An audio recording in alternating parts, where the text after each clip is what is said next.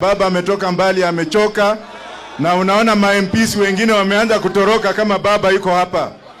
Wale ambao ni MPs ambao wameondoka kuharibu mkutano wa baba, wakijua kwamba baba yuko hapa na anaondoka wote, muandike hiyo majina. Hiyo sio heshima kwa baba, kweli rongo?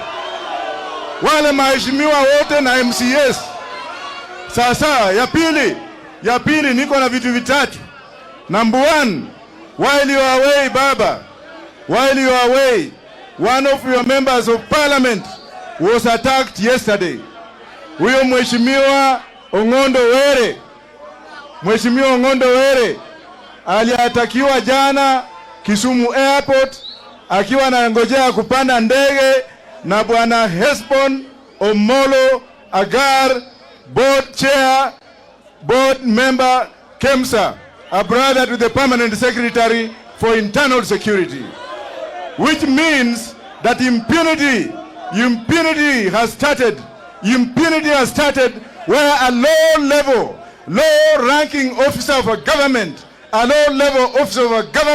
can now misuse the powers of his brother to intimidate an elected member of parliament.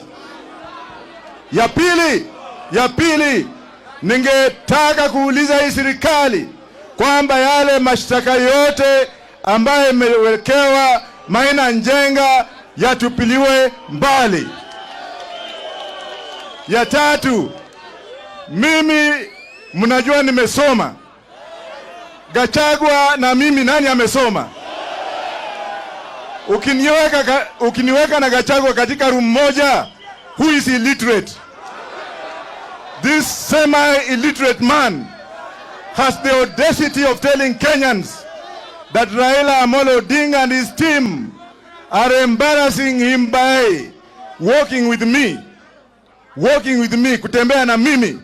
While huyo mtu anajua ya kwamba katika hiyo bunge katika Kenya Kwanza, I represent Sudi, I represent Sajbina Chege, I represent Dr. Sangok, I represent huyo waziri wa kilimo na kesi zingine.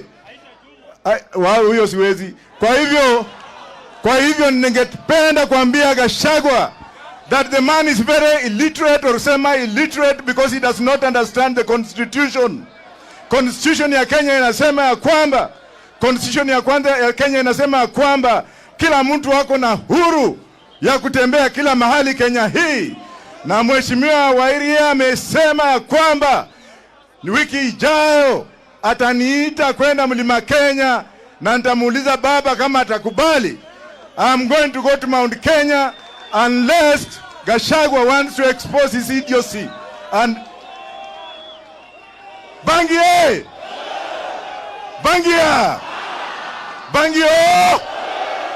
Niseme nisiseme? Bangi ni mmea imetengenezwa na Mungu. Hata Musa alitumia bangi. Baba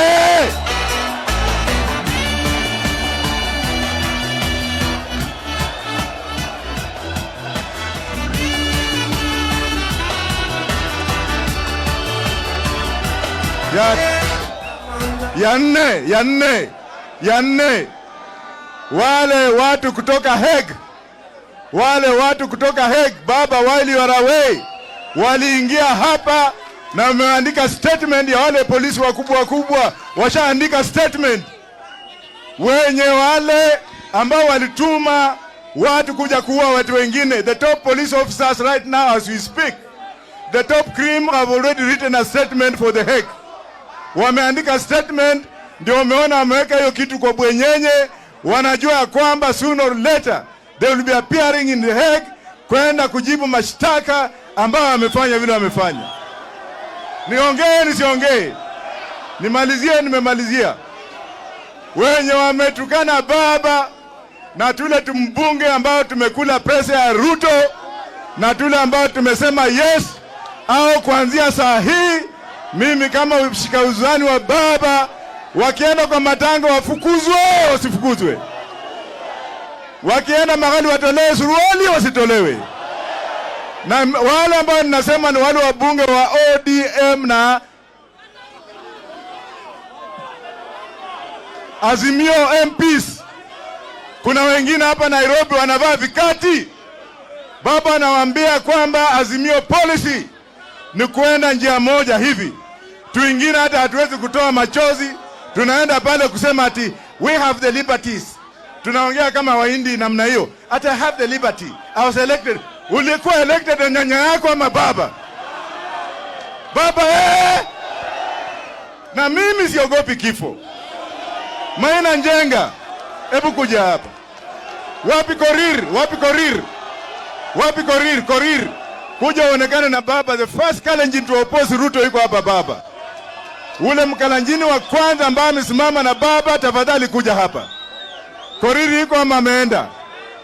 Basi kumalizia hapa, mnamwona huyu mwanaume? This man is being persecuted. He's being persecuted, not prosecuted. Manake baba ya Gachagua kazi yake ilikuwa ni kuandaa watu wa Maumau. Saizi amepewa kazi ya kwenda kumwaga chang'aa, a all vice president, a deputy president. Kumwaga chang'aa na kufuliza watu. Mheshimiwa baba, huyu ndio kijana anaitwa Korir. Yule kijana ambaye ame cause problems. Kenene Kwanda, yani the international band. Yesu mwenyewe, au DJ Weso. WhatSApp production. Salamia baba, salamia baba.